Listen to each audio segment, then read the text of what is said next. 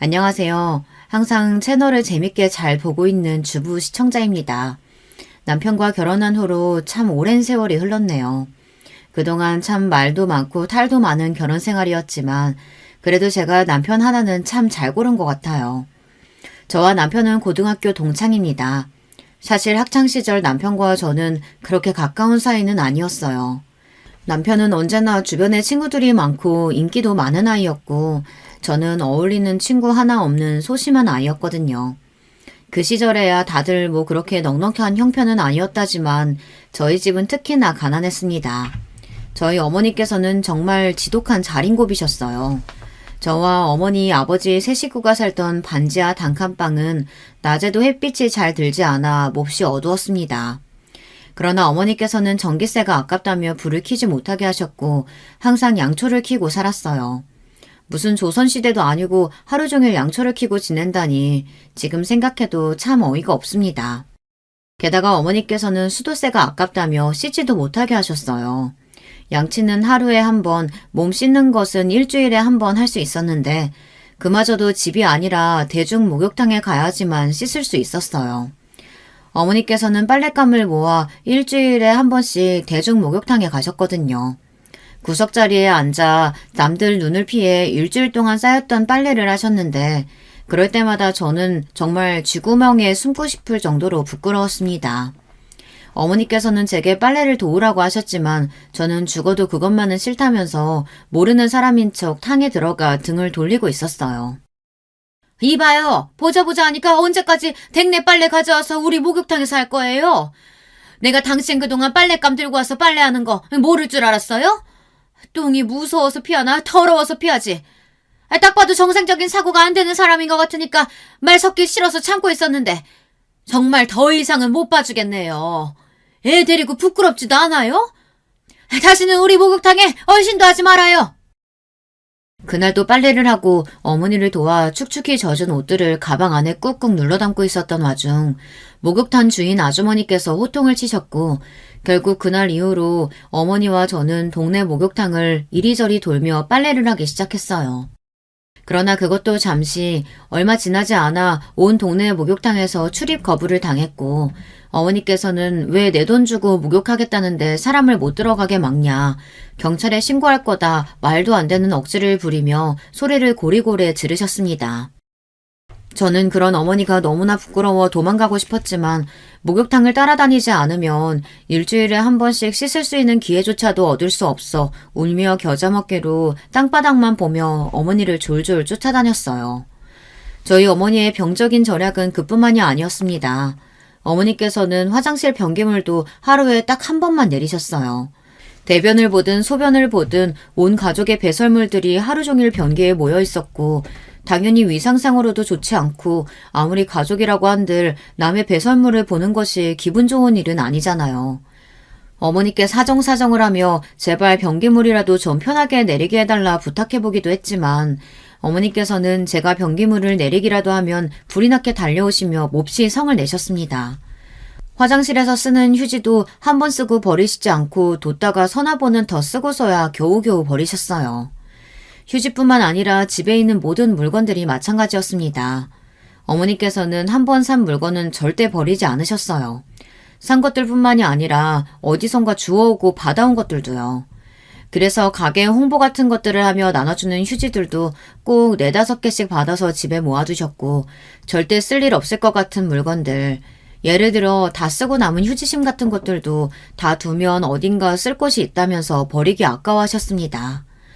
당연히 세 식구가 지내기만 해도 버거울 정도로 좁은 집안은 온통 물건들로 가득 차 있었고 발 디딜 틈이 없는 수준이었어요. 물건뿐만이 아니라 음식도 마찬가지였어요. 어머니께서는 뭐든 다 냉장고에 넣어놓기만 하면 영원히 먹을 수 있다고 생각하셨습니다. 쓰레기들로 꽉 차 있는 집처럼 냉장고도 정체 모를 음식들로 가득 차 있었습니다. 음식에 곰팡이가 피어있더라도 그 부분만 잘라서 먹으면 된다며 유통기한이 몇 년씩 지난 음식들도 아무렇지 않게 드셨고 저도 어렸을 적부터 그런 음식들을 먹고 자라 배탈이 자주 났어요. 그런 어머니가 원망스러워 몇 번이고 투정을 부리고 화도 내봤지만 어머니께서는 완전히 철면피셨습니다. 제가 뭐라고 투정을 부리든 아버지께서 화를 내시든 다른 사람들이 어머니께 핀잔을 주든 전부 다 한 귀로 듣고 한 귀로 흘리셨어요. 남들이 하는 말은 전혀 신경 쓸 필요 없다며 남들이 아까운 걸 몰라서 그런 거다. 부자들도 처음부터 부자였겠냐. 이렇게 한 푼 두 푼 아껴 모아서 부자가 된 거다. 오히려 부자들일수록 자린고비가 많다고 하지 않느냐. 정신승리에 가까운 논리를 펼치셨고 남들 시선을 전혀 신경 쓰지 않는 분이셨기에 가족들뿐만 아니라 친척들이 모두 모인 자리에서도 여전히 궁상을 떠셨습니다. 저희 큰아버지께서는 큰 식당을 하시던 분이라 형편이 꽤 넉넉하신 분이었어요. 큰아버지 댁에서 친척 모임을 자주 가지고는 했는데 그럴 때마다 큰어머니께서는 제가 평소에는 구경도 해볼 수 없는 반찬들을 한가득 차려주시고는 했습니다. 그날은 큰어머니께서 소치 넘치도록 갈비찜을 만들어주셨고 저는 정신없이 갈비를 잡아뜯고 배부르게 식사를 마쳤어요. 모두가 식사를 마친 후에도 솥에 국물이 조금 남아있었는데 갈비는 하나도 없고 전부 감자나 당근 같은 야채 찌그레기들이었어요. 당연히 누가 봐도 남아있다고 보기보단 다 먹은 그릇이었고 큰어머니께서 솥을 치우려고 집어들자 어머니께서 급하게 그런 큰어머니를 막아섰습니다. 아니 이렇게 많이 남았는데 이걸 다 버리려고 하시는 거예요? 이 아까운 걸 어떻게 가져다 버려요? 비닐봉투 하나만 줘보세요.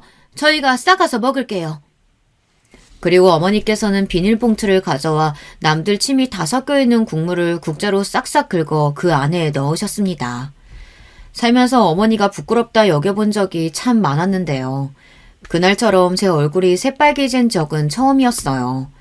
친척들 모두 선뜻 나서지 못하고 그런 어머니를 바라보고만 있는데 아무 말 없이 그 모습을 보고 계시던 아버지께서 자리를 박차고 일어나셨습니다. 당신 제발 그만 좀 해. 꼭 형님네 와서까지 그렇게 궁상을 떨어야겠어? 우리가 형편이 좀 어렵긴 해도 당장 먹을 게 없어 굶어 죽을 정도는 아니잖아. 내 입장은 생각 못해? 나 부끄럽게 도대체 왜 이래? 뭐? 당신 방금 뭐라고 그랬어? 궁상을 떨어? 당신 눈엔 이게 그냥 다 궁상 떠는 걸로 보여? 내가 누구 때문에 이렇게 사는데 다 당신 때문이잖아. 당신이 돈 잘 벌어왔으면 나도 이렇게 안 살아. 누군 남들이 먹다 남긴 음식 싸가는 게 기분 좋은 줄 아나. 그렇게 저희 부모님께서는 큰아버지 댁에서 대판 부부싸움을 하셨고 저는 그런 두 분이 너무나 부끄러웠어요. 사실 저희 집이 원래 이렇게까지 가난한 집은 아니었거든요.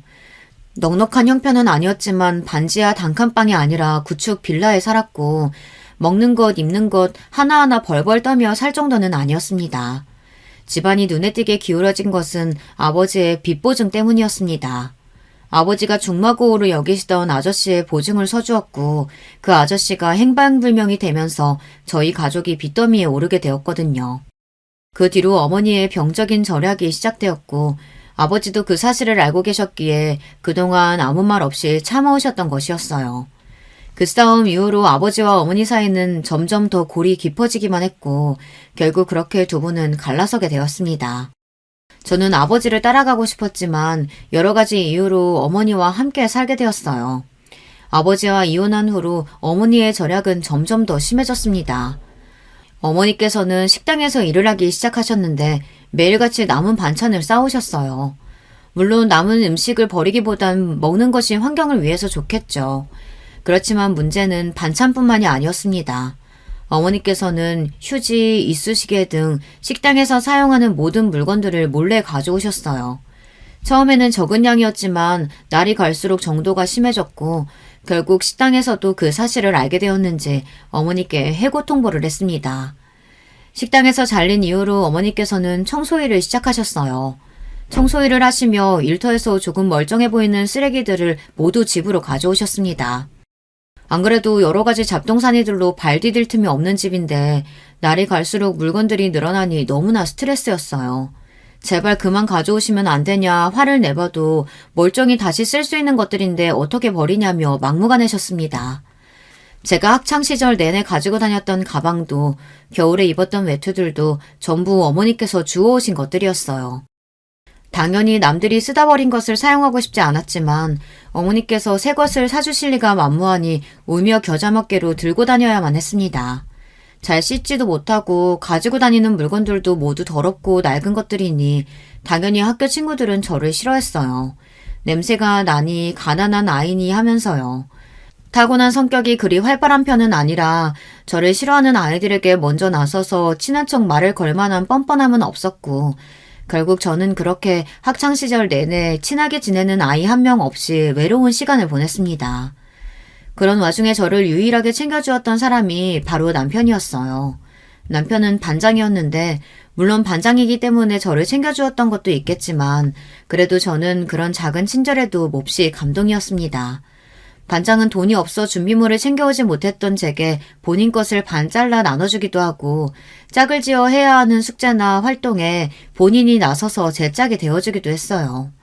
그런 반장에게 참 고맙고 더 친해지고 싶은 마음이 있었지만 반에서 어울리지 못하고 겉도는 아이인 저와 친해진다면 반장에게 피해가 갈까 걱정스러운 마음에 졸업할 때까지 말 한마디를 제대로 붙여보지 못했습니다. 그렇게 학교를 졸업한 후 저는 바로 일을 하기 시작했어요. 처음으로 월급을 탄 날 어머니와 맛있는 식사가 하고 싶어 큰맘 먹고 삼겹살을 사갔습니다. 무슨 고기를 사왔어? 너 미쳤어? 얘가 돈 아까운 줄 모르고 이런 걸 왜 사왔어? 돈 벌었으면 아낄 생각을 해야지 쓸 생각부터 하고 있니? 지금이라도 당장 가져가서 반품해달라고 해. 어머니께서는 제 손에 들려있는 삼겹살을 보자마자 노발대발을 하시며 무슨 고기를 사왔냐, 첫 월급을 탔으면 전부 다 저금할 생각을 해야지 미쳤냐며 가서 반품을 해오라 제 등을 떠미셨습니다. 제가 돈을 벌어오기 시작하면 형편이 조금이나마 넉넉해질 테니 어머니의 병적인 절약정신이 사라지지 않을까 막연한 기대를 했었는데 실상은 전혀 아니었어요. 저는 그런 어머니께 이제 와서 무슨 반품이냐, 앞으로 아끼며 지낼 테니 오늘만 기분 좋게 고기 구워 먹자 부탁드렸고 어머니께서는 한숨을 푹 쉬시며 굽는 건 안 된다. 전 그러면 푹 삶아서 고깃국을 끓이자. 그럼 최소한 몇 개는 먹을 수 있을 테니 그러시는 거예요. 결국 제가 사간 삼겹살은 고깃국이 되었고 그걸 먹는데 참 기분이 안 좋더라고요. 그 뒤로도 정말 많은 일들이 있었지만 그 이야기들을 다 쓰기에는 이야기가 너무 길어질 것 같아 줄일게요. 그렇게 스트레스를 받는 하루하루를 보내던 와중 우연히 남편을 만나게 되었습니다. 저는 일을 마치고 퇴근한 후 항상 집까지 걸어갔었는데요. 걸어서 한 30분 정도 되는 거리였어요. 어머니께서 30분 정도 걷는 건 건강에도 좋고 버스비가 아깝다며 절대 버스를 타고 다니지 말라 신신당부를 하셨었거든요. 어쩌다 너무 피곤한 날에 버스를 타고 일찍 돌아가면 하루 종일 그걸로 잔소리를 하셔서 일찍 도착하더라도 집 근처에서 잠시 시간을 보내다 시간에 맞춰 들어가곤 했어요. 그날도 하루 종일 리터에서 시달리다 피곤한 몸을 이끌고 버스를 타고 돌아와 집 앞 벤치에 앉아 있었어요. 멍하니 캔커피를 마시며 지나다니는 사람들을 보고 있는데 익숙한 얼굴의 남자가 인사를 건네오더라고요. 졸업 후 오랜만에 만나는 남편이었고 반가운 마음에 이런저런 이야기를 나누게 되었습니다. 남편은 반장에다가 성적도 몹시 좋은 편이었기에 당연히 대학에 진학했겠거니 싶었는데 남편 또한 졸업 후 바로 일을 시작했다고 하더라고요. 알고 보니 남편도 저처럼 가정 형편이 어렵다고 했습니다. 조금 충격적이었어요. 저와 같은 환경에서 자랐는데도 남편은 항상 밝고 긍정적이고 주변에 친구도 많고 참 멋있는 사람이었으니까요. 살면서 어려움이라고는 한 번도 겪어본 적 없었을 것 같은 사람이었는데 저처럼 가난한 집에서 자라왔다니. 남편의 아버지께서는 아주 오래전에 돌아가셨고 홀어머니 밑에서 남동생 한 명과 함께 지내고 있다고 했습니다. 그 뒤로 자주 연락을 나누며 지내다 보니 남편과 저는 자연스레 연인 사이가 되었고 서로의 집 사정에 대해 조금 더 자세히 알게 되었어요. 저는 남편에게 아버지께서 빚보증을 서서 집안이 기울어졌던 이야기, 그 뒤로 어머니께서 병적으로 절약에 집착하시게 된 이야기, 그런 어머니의 행동 때문에 학창시절 내내 너무 힘들었고 함께 살고 있는 지금도 힘들다는 이야기들을 털어놓았습니다. 남편은 본인의 남동생 이야기를 해주었는데요. 그 이야기를 다 듣고 나니 남편도 정말 많이 힘들었겠구나 싶었어요. 저희 남편은 제 눈에는 참 든든하고 남자답고 멋있는 사람이지만 객관적으로 봤을 때는 잘난 외모는 아니에요. 그런데 남편의 남동생, 그러니까 서방님은 누가 봐도 헉소리가 나올 정도로 곱상한 외모를 가지고 있었습니다. 연예인을 하기에도 손색이 없을 정도로 어떻게 같은 배에서 이렇게 다른 형제가 나오나 싶을 정도였어요. 상견례 자리에서 서방님을 처음 봤을 때 잘생겼다는 이야기를 전해 들었는데도 놀랄 정도였으니 말 다 했죠. 서방님 본인도 스스로가 잘생겼다는 사실을 어렸을 적부터 잘 알고 있었다고 했어요. 학창시절에 소위 말해 좀 노는 아이들과 어울려 다녔다고 하더라고요. 사람도 패고 도둑질도 하고 사고도 많이 치고 다녀서 시어머니께서 마음고생을 심하게 하셨다고 했어요. 보통 사춘기의 아들은 아버지가 교육하기 마련인데 남편과 서방님은 홀어머니 밑에서 자랐으니까요. 남편이 그런 서방님을 바로잡기 위해 많이 노력했지만 소용이 없었다고 했어요. 서방님이 사고를 치면 남편은 그런 서방님을 졸졸 쫓아다니며 뒤치다꺼리를 했고 돈도 많이 들었다고 했습니다. 그렇지 않아도 어려웠던 형편에 돈이 모이는 족족 서방님 뒤치다꺼리에 들어가니 집안 사정이 나아질 리가 없었어요. 서방님은 성인이 되고 나서도 변변찮은 직업 없이 매일같이 술만 마시고 여자들 뒷공무니만 졸졸 쫓아다니다가 지금은 어떤 여자 집에 얹혀 살고 있다고 했어요. 참 행복하게만 보였던 남편에게 그런 가정사가 있다니 마음이 몹시 아팠습니다. 남편 또한 제가 살아온 이야기를 듣고 집안 형편이 어려운 것은 알고 있었지만 그 정도일 줄은 몰랐다며 정말 힘들었겠다 제게 위로를 해주더라고요. 서로 어려운 상황에 일찍부터 사회생활을 시작했으니 통하는 부분도 많았고 이 사람보다 괜찮은 사람을 찾을 수는 없겠다 싶어 제가 먼저 결혼 이야기를 꺼냈어요. 남편 또한 결혼 이야기에 긍정적인 반응이었고 그렇게 저희는 결혼 준비를 시작했습니다. 결혼 준비를 하면서도 어려운 일이 많았어요. 남편 집안 문제보단 저희 어머니가 문제였습니다. 결혼 소식을 알릴 때부터 당연히 순탄하지는 않을 것이라고 생각했는데 어머니께서는 결혼 이야기를 듣자마자 식은 올리지 말고 혼인신고만 하고 살라고 하시더라고요. 어머니, 전 그래도 식이 꼭 하고 싶어요. 예전이나 식 안 올리고 그냥 혼인신고만 하고 합쳐서 살았지 요즘은 식 안 올리는 사람 없어요. 저도 돈 벌고 있고 남편도 멀쩡한 직장 있고 저희 그렇게까지 어려운 형편 아니에요. 인생에 한 번 하는 결혼인데 저도 많은 사람들 축복 속에 하고 싶어요. 그렇게 겨우겨우 어머니를 설득해 식을 올리긴 했는데 어머니께서는 또 한복을 입지 않겠다 고집을 피우셨습니다. 겨우 반나절 입는 옷인데 비싼 옷을 주고 돈을 빌려야 할 이유를 모르겠다며 그냥 단정하게 차려입고 가면 되는 거 아니냐 억지를 부르셨어요. 제발 제 평생의 부탁이니 한복을 입어달라 사정사정해서 겨우 한복을 대여하게 되었고 그마저도 가장 싼 것이었어요. 제 마음 같아서는 이왕 입는 한복 최대한 좋은 곳으로 입혀드리고 싶었지만 참 마음처럼 되는 일이 없더라고요. 한복 외에도 식사 문제며 식장 문제며 모든 것이 문제였습니다. 일단 어머니께서는 식장을 외곽에는 아주 작고 초라한 곳으로 잡기를 원하셨어요. 어차피 하객들은 식장 어떻게 생겼는지 기억도 못한다. 몇 시간 쓰고 말 건데 거기에 그렇게 큰 돈을 써야 하냐면서요. 이마저도 처음보다는 나아진 것이었어요. 맨 처음에는 교회나 식당 같은 곳을 빌려서 하자고 하시더라고요. 100번 양보해서 교회는 그렇다 치더라도 식당에서 결혼식을 하자니 너무 어이가 없었어요. 어머니께서는 식당에서 결혼식 하는 게 뭐 어때서 그렇냐. 사람들 많이 들어올 수 있고 테이블을 한쪽에 밀어놓으면 결혼 행진도 할 수 있고 식사도 맛있게 준비할 수 있으니 문제될 게 하나도 없는데 굳이 식장을 잡는 건 낭비나 다름없다고 언성을 높이셨습니다.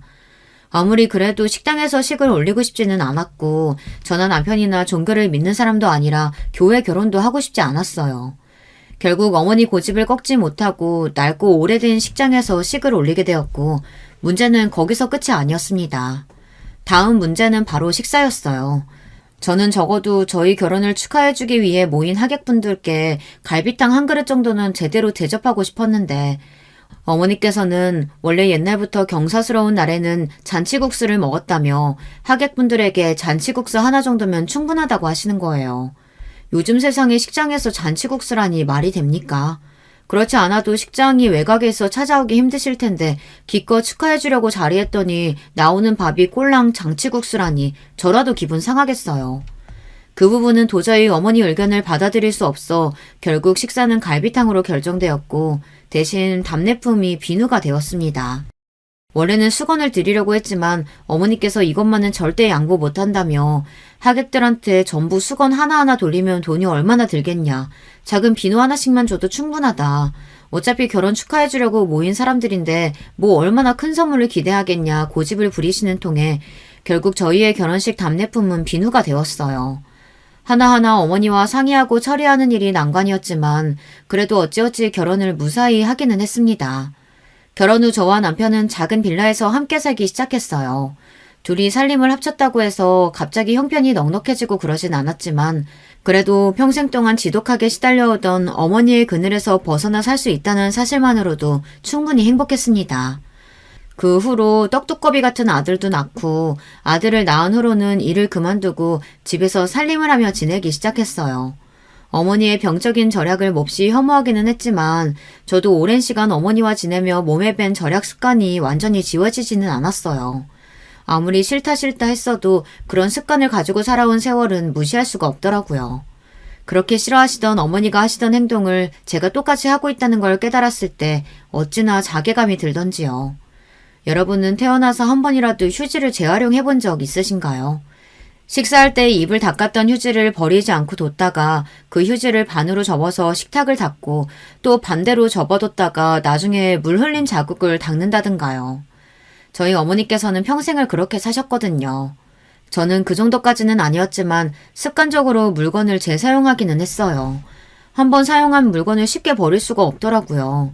물건을 버리지 못하는 것도 마찬가지였습니다.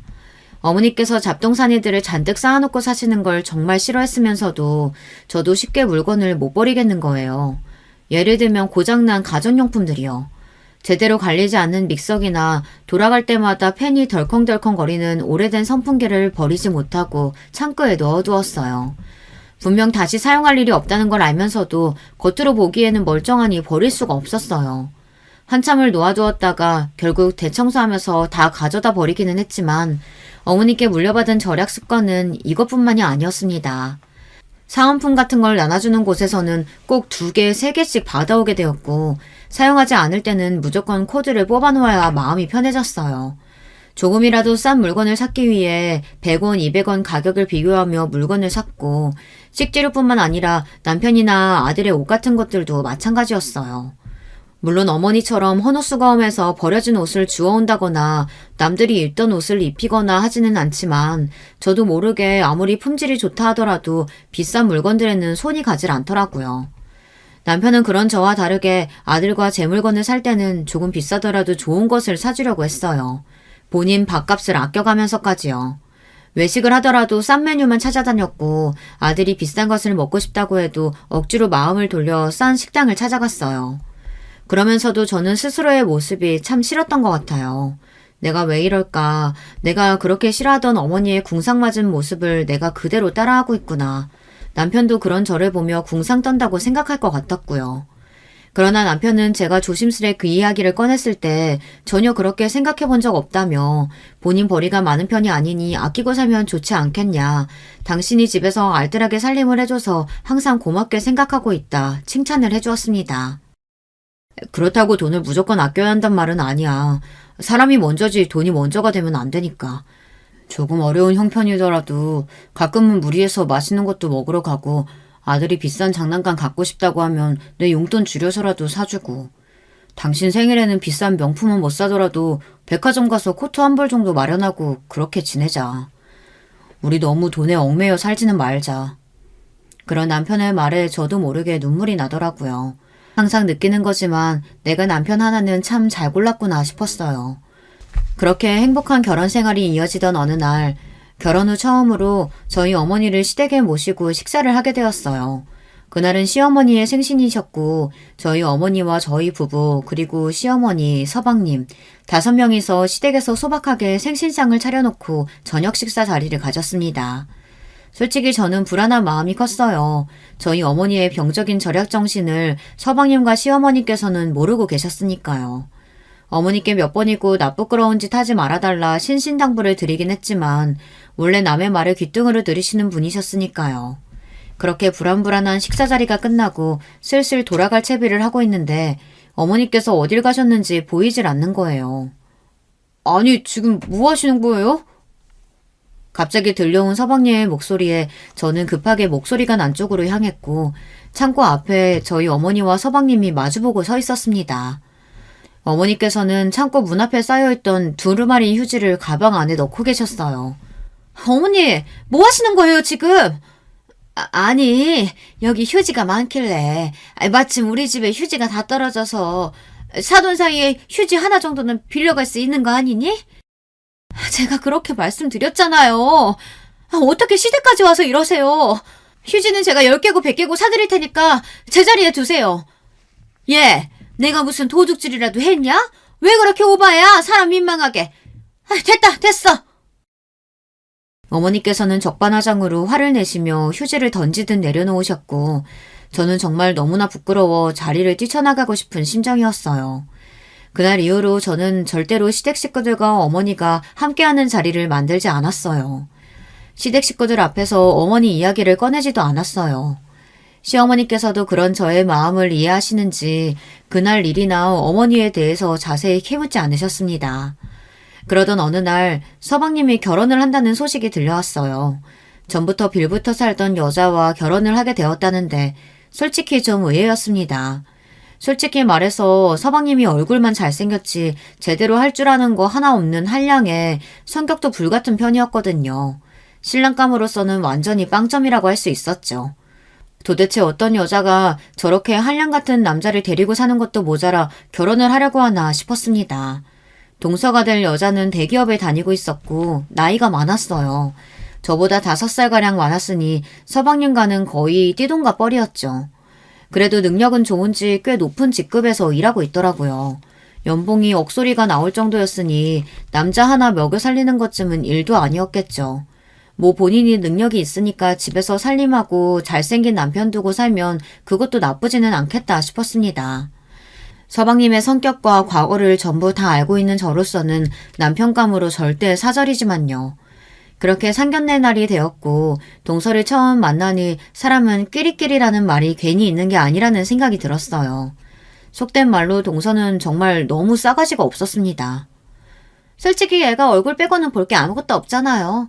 못 사는 집에다가 능력도 없고 애초에 집안 사람들한테는 별 기대 안 했어요. 결혼도 애 생겨서 하는 거예요. 아빠 없는 애로 키울 순 없으니까요.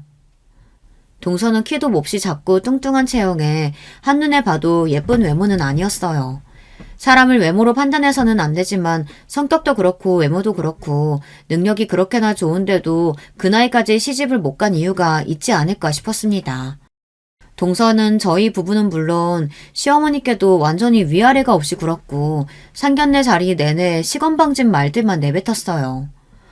솔직히 두 분이나 어머니께서는 저한테 감사하셔야 되는 거 아니에요? 잘난 거라고는 얼굴 하나뿐인데 그걸로 저 같은 여자가 결혼해주잖아요. 혹시나 해서 하는 말인데 한가족 됐다고 콩고물 떨어질 거라고 기대는 하지 마세요. 제가 얘하고 결혼하는 거지 그쪽들하고 결혼하는 건 아니잖아요. 그동안 자기 뒤치다꺼리 하느라 고생한 가족들을 본인 눈앞에서 그렇게까지 무시하고 능멸하는데 서방님은 화도 안 났는지 태평스럽게 앉아있더라고요. 참다 못한 남편이 나서서 말씀이 좀 심하시다 한마디 하니 동서는 얼굴을 팍 구기며 언성을 높였습니다. 제가 틀린 말 했어요? 결혼하면 우리 남편한테 연락해서 도와달라고 구질구질하게나 굴지 마세요. 결국 화가 난 남편도 따라 언성을 높였고 그렇게 상견례 자리는 엉망으로 마무리되었습니다. 결혼 준비도 전부 동서 측에서 원하는 대로 진행되었어요. 물론 비용을 거의 그쪽에서 대니 어쩔 수 없는 부분이다 치더라도 정말 하나부터 열까지 저희 가족을 싸그리 배제하고 진행하더라고요. 너무나 무시받는 기분이었지만 서방님이 제 남동생도 아니고 시어머니께서도 천성이 유약하신 분이라 기센 동서 앞에서 한마디도 제대로 못하시고 남편은 동서에게 질렸는지 이제 더 이상 끼어들고 싶지 않아 하는 눈치라 결국 모든 것이 동서 입맛대로 진행되었습니다. 그렇게 결혼식을 올린 후 서방님은 집에서 살림 육아를 하고 동서는 외벌이를 하며 지낸다고 했어요. 동서는 결혼 후 아예 연락이고 뭐고 가족 취급을 안 해줄 것처럼 굴더니 오히려 제게 먼저 연락이 왔습니다. 당연히 가족끼리 안부를 묻는다거나 좋은 내용의 연락은 아니었어요.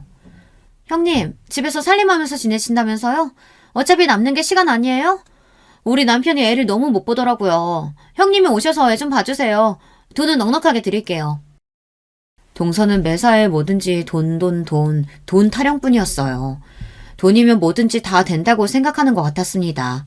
내세울 게 그것뿐이어서 그런진 몰라도 정말 돈 귀신이 따로 없었어요. 저한테 무례하게 구는 건 그렇다 치더라도 시어머니께도 똑같이 위아래 없이 굴었습니다. 시어머니의 생신날 연락 한 통 없이 통장으로 돈만 띡 꽂아주고 본인은 바빠서 그렇다 치더라도 서방님도 식사 자리에 오지 못하게 했어요. 당연히 명절에도 똑같았습니다. 일찍 와서 제사 음식을 차리는 것을 도와주거나 하는 것은 기대하지도 않았어요. 그저 와서 얼굴이나 비추고 안부나 좀 묻고 하는 것이 명절 예의잖아요. 동서는 매 명절마다 해외여행을 가느라 바쁘답시고 항상 연락 두절이었습니다. 여행을 다녀와서는 대단한 것도 아니고 뭐 기념품 조그만 것들을 몇 개 사와놓고 나눠주면서 형님은 이런 거 가본 적 없으시죠? 호텔이 어찌나 좋던지 하면서 자랑을 늘어놨어요. 동서는 매사에 저를 무시했고 가난하면 본인보다 밑사람이라고 생각하는 것 같았습니다. 아까 제 몸에 절약정신이 남아있다는 얘기 했던 거 기억하시나요? 아들이 태어난 후에도 몸에 밴 절약정신은 쉽게 사라지지 않았어요. 자린고비 짓은 하지 않으려 최대한 노력했지만 그래도 가장 고치기 힘든 것이 바로 식습관이었습니다. 어렸을 적부터 하도 유통기한이 지난 음식들을 먹어와서 그런지 저는 위장이 튼튼한 편이에요. 그래서 조금 오래된 것들이 있어도 바로 버리지 않고 뒀다가 먹곤 합니다. 물론 저만 먹고 남편이나 아들은 손도 못 대게 해요. 그리고 음식 남기는 걸 극도로 싫어해서 제 입맛에 맞지 않거나 맛이 조금 이상하다 느껴져도 남기지 않고 끝까지 접시를 비우는 버릇이 있어요. 미련한 습관이라는 걸 저도 알고 있지만 너무 어렸을 적부터 어머니 밑에서 이렇게 배우며 자라서 그런지 쉽게 고쳐지지가 않더라고요. 상견례 자리에서도 그렇고 어쩌다 동서랑 식사하는 자리에서도 어김없이 항상 끝까지 접시를 비워냈습니다. 그날은 서방님 생일이었고 오랜만에 다 같이 모여서 식사를 했어요. 동서가 또 생색이란 생색은 있는 대로 다 내면서 비싼 레스토랑에 데려갔거든요. 스테이크를 먹는데 동서가 맛이 좀 이상하다고 하는 거예요. 고기 관리를 어떻게 하는 건지 냄새가 나서 못 먹겠다고, 새로 만들어 달라고 해야겠다고 하길래 그럼 지금 나온 스테이크는 어떻게 되는 거냐 물어봤어요. 그랬더니 동서가 당연히 버리겠죠 대답하길래 너무 아까운 마음이 드는 거예요.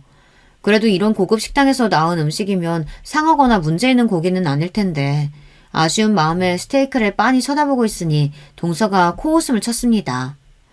제가 원래 입맛이 좀 고급이라 살짝만 냄새가 나도 잘 못 먹거든요. 형님은 뭐 어차피 이런 거 드셔본 적도 없을 테고 막립이시니까 이것도 맛있게 드시긴 하시겠네요. 그렇게 아까우시면 형님이 드실래요? 아니면 좀 싸드리기라도 할까요? 이런 음식 드실 일 별로 없잖아요. 뭐? 동서 방금 뭐라 그랬어? 사람 입이 다 거기서 거기지. 동서 입은 얼마나 고급이라고 그래. 내가 왜 동서가 남긴 걸 가져다 먹어야 돼? 내가 무슨 거진 줄 알아? 싫으시면 말든가요. 왜 그렇게 예민하게 구세요? 좋은 뜻으로 물어봐 줬는데. 하도 스테이크에서 눈을 못 떼시길래 선심 베풀어 드린 거예요. 없는 사람이 자존심만 세면 세상 살기 힘들어요, 형님. 됐어. 그만해. 가자. 결국 남편이 참지 못하고 자리를 박차고 일어났고 그날도 엉망이 된 분위기와 함께 자리가 마무리되었습니다. 그날 이후로 저는 일부러 동서의 연락을 피했어요. 감정이 몹시 상하기도 했고 연락을 받아봤자 어차피 속 꺾는 소리만 해댈 테니까요. 그러나 동서는 끈질기게 연락이 왔습니다. 가만 보면 동서는 주변에 사람이 없는 건지 무슨 일이 생기면 꼭 저한테 먼저 연락해서 자랑을 해댔어요. 여행을 다녀왔다거나 비싼 물건을 샀다거나 어떻게든 저에게 연락을 해서 자랑을 하며 사람 속을 긁어놓더라고요. 어떻게 해서든 본인보다 자신이 잘난 사람이라는 사실을 보여주고 싶은 심보 같다고나 할까요? 가난한 저희 가족이 싫고 격이 떨어진다 느끼면 그냥 연을 끊고 살면 될 것이지 정말 이해가 가지 않는 행동이었습니다. 형님, 왜 이렇게 연락을 안 받으세요? 저 이번에 이사 왔어요. 강남에 70억짜리 아파트로요. 저희 아들도 이제 꽤 컸잖아요. 교육 문제도 있고 해서 학군 좋은 곳으로 이사 온 거예요. 마침 괜찮은 가격에 아파트가 나왔더라고요. 형님 애는 공부 좀 잘해요? 요즘 애들은 일찍부터 교육 잘 시켜야 하는데. 뭐 형님 형편에 얼마나 교육을 잘 시키기야 하겠냐마는. 아무튼 다음 주에 집들이 할 거니까 오세요. 솔직히 정말 내키지 않았지만 동서의 제안을 거절했다가는 심통이 나서 열등감에 저러는 거다 생각할까봐 어쩔 수 없이 알겠다 답했습니다. 강남에 70억짜리 아파트라니 동서네가 넉넉한 형편에 억소리 나는 연봉이라는 것을 알고 있었지만 아무리 그래도 일개 회사원이 그런 어마어마한 금액의 아파트를 샀다니 좀 놀랍기는 했어요. 그때는 그저 친정도 잘 사는 편인가 막연하게 생각만 했었죠. 나중에 알고 보니 그런 가격의 아파트를 살 수 있었던 이유가 다 있었더라고요. 아무튼 집들이 날이 되어 동선의 아파트를 향했고 또 얼마나 사람을 무시할까 싶어서 최대한 좋은 옷으로 빼입고 갔습니다. 그래봤자 온몸에 명품을 휘감은 동서에 비하면 아무것도 아니었지만요. 겨우 5명이서 식사하는데 상다리가 부러질 정도로 음식을 차려놨더라고요. 당연히 본인이 차린 건 아니었고 밖에서 사온 모양이었어요. 이 정도면 5명이 아니라 10명도 먹겠다며 뭘 이렇게 많이 차렸냐 묻자 동서는 형님네는 항상 소박한 식사만 하셔서 모르는 모양인데 원래 이런 자리에서는 이 정도로 넉넉하게 차려놔야 하는 거라고 또 사람 무시하는 대답을 했습니다. 내가 뭘 기대하고 질문을 했나 싶어 그냥 한숨 푹 쉬고 입을 다물었어요. 그렇게 불편한 식사 자리가 끝나고 집에 갈 채비를 하고 있는데 안방에 들어갔던 동서가 몹시 불쾌하다는 듯한 표정으로 저에게 다가와서는 형님, 가방 좀 보여주세요. 하는 겁니다. 가방은 왜? 내가 뭐라도 훔쳐갔을까봐 그래? 왜요? 찔리세요? 방금 보니까 제 화장대 위에 있던 다이아 반지가 없어졌어요. 솔직히 말해서 여기서 그거 가져갈 사람이 형님 말고 있어요? 뭐? 동서, 지금 그게 무슨 말이야? 그럼 내가 동서 반지를 훔치기라도 했다는 말이야? 제대로 찾아보긴 한 거야? 그럼 제가 지금 제대로 찾아보지도 않고 뭐 엄한 사람 잡고 있다 그거예요? 가난하게 사는 거 불쌍해서 불러가지고 비싼 음식도 먹여주고 좀 어울려줬더니 이래서 거지들하고는 상종을 하면 안 된다니까. 그게 얼마짜린 줄 알고 함부로 가져가요. 빨리 다시 내놓으세요. 아들 앞에서 도둑질이나 하고 부끄럽지도 않아요. 남편 말 들어보니까 그쪽 어머니도 시댁에서 도둑질 하셨다던데 그 엄마의 그 딸이라고 보고 배운 게 그거라서 그런가. 동서의 말에 얼굴이 새빨개졌어요. 아마 서방님에게 그날 시댁에서 있었던 휴지 사건을 전해들은 것이었겠죠. 다른 사람도 아니고 동서가 그날 일을 알고 있다니 정말 너무 부끄럽고 수치스러웠습니다. 다이아 반지를 훔쳐가지 않았음에도 뭐라 제대로 답할 수가 없었어요. 그 순간 남편이 동서와 서방님의 뺨을 연달아 내리쳤습니다. 너무나 급작스럽게 일어난 일이라 어버버거리고 있는데 남편이 서방님의 뺨을 1번, 2번, 3번 계속해서 마구잡이로 내리쳤어요. 서방님은 곱상하고 여리여리한 편이었기에 곰 같은 덩치의 남편과는 키 차이가 엄청 났어요. 남편은 평소에 손 한 번 잘못 휘두르면 물건 부서질까 무서워 뭐든지 조심해서 하는 사람이었는데 매사에 조심조심 신경 쓰던 사람이 그렇게까지 진심으로 팔을 휘두르는 모습은 처음이었습니다. 동서는 소리를 지르며 이게 뭐하는 짓이냐 경찰을 부르겠다 난리를 쳤고 그렇게 한참 동안 얻어맞은 서방님은 얼굴이 퉁퉁 부은 채로 쓰러졌습니다. 입 함부로 놀리지 마 이 새끼야. 위아래 없이 구는 거 어릴 때나 봐줬지. 너 지금은 어엿한 애 아빠 아니냐? 도대체 언제까지 그렇게 철없게 살래? 마누라 뒤에 숨어가지고 귀동서방 노릇이나 하면서 사니까 좋냐? 도둑질? 그래, 우리 장모님 휴지 하나 도둑질했다. 그게 뭐 어째서? 너는 지금까지 살면서 네 손으로 휴지 한 장값 벌어본 적이나 있냐? 스스로 돈 벌어본 적도 없는 새끼가 뭐가 그렇게 잘났다고 남의 얘기를 함부로 입에 올려? 그리고 재수씨, 아니 그쪽도 마찬가지야. 뭐든지 돈 내세울 거라고는 돈밖에 없어? 우린 너희처럼 돈에 목숨 걸고 안 살아. 우린 돈 없어도 아무 상관없어. 돈 없어도 너희보다 훨씬 행복하니까. 어디서 사람을 함부로 도둑 취급을 해? 그깟 다이아 반지 줘도 안 가져. 사람 무시하는 것도 이 정도껏 해야지. 지금까지는 그래도 가족이라 생각하고 참고 살았는데 이제 너 같은 건 가족도 아니고 동생 없는 셈 치고 살 테니까 다시는 연락하지 마라. 그렇게 남편은 저와 아들을 이끌고 동서의 아파트를 빠져나왔어요. 그런 남편의 모습에 눈물이 줄줄 흘렀습니다. 집으로 돌아가는 길 내내 남편은 저를 위로해 주었어요. 동서 말 마음에 너무 담아두지 말라면서 우리 돈 없어도 행복하지 않느냐. 난 당신 어머니 한 번도 나쁘게 생각해 본 적도 없고 당신 마음도 다 이해가 된다. 진작 이랬어야 될 일인데 그놈의 피가 뭐라고 동생과 연을 끊지 못했다며 당신한테는 너무 미안한 마음뿐이라고 연신 사과를 해왔습니다. 아니야. 당신이 무슨 잘못이 있다고 사과를 해. 우리 어머니 극성 맞으신 것도 맞고. 내가 더 미안해. 나 때문에 당신까지 도둑 취급받고. 아니야. 결국 저런 여자하고 만나게 된 이유도 나 때문이잖아. 내가 저런 새끼도 동생이라고 끊어내질 못하고 계속 품으려고 해서. 진작 이렇게 했어야 할 일인데. 우리 이제 우리끼리 맘 편하게 살자. 그렇게 그날 이후로 저와 남편은 동서 부부와 완전히 연락을 끊었어요. 동서에게서 계속 연락이 오긴 했지만 당연히 받지 않았습니다. 한편으로는 걱정이 되기도 했어요. 남편이 서방님을 그렇게 때려놓았으니 혹시나 정말로 폭행죄로 고소한다고 할까 불안했거든요. 다행히 그런 일은 일어나지 않았는지 시간이 좀 흐른 후에도 경찰이 찾아오거나 하진 않았습니다. 애가 완전히 실명할 뻔했다고 하더라. 어찌나 세게 맞았는지. 네 동서가 잘난 건 얼굴뿐인 애를 그렇게 패놓는 게 말이나 되냐면서 깡패도 아니고 진짜 폭행죄로 고소하려다가 겨우겨우 참았다고. 일방적으로 할 말만 다 쏟아놓고 연락 끊으면 다냐. 나한테 어찌 화를 내던지. 아, 그리고 그 다이아 반지는 찾았다고 하더라. 서랍장 안에 들어있었대. 에휴, 그러면서 미안하다는 말 한마디를 안 하더라. 저와 남편은 동서부부와 연락을 끊기는 했지만 마음 약한 시어머니께서는 그렇게 못하셨어요. 계속해서 동서에게서 오는 연락을 받아주고 계셨고 간간히 만나 식사도 하시는 것 같았습니다. 엄마와 아들이 연락하며 지내겠다는데 저나 남편이 나서서 하지 말라 막을 문제도 아닌 것 같았고 더 이상 동서 일에는 신경을 기울이지 않고 싶었기에 시어머니께서 가끔 전해주시는 동서 소식을 건너 들을 뿐이었습니다. 동서 또한 저를 도둑 취급한 것이 티끌이나마 죄책감이 느꼈던 건지 저에게 연락을 더 이상 해오지는 않더라고요. 얘 큰일 났다. 네 동생 감옥에 간단다. 그러던 어느 날 남편에게 시어머니의 전화가 걸려왔고 전혀 예상하지 못했던 소식에 둘 다 어안이 벙벙해졌습니다. 서방님과 동서가 감옥에 가게 되었다는 소식이었어요.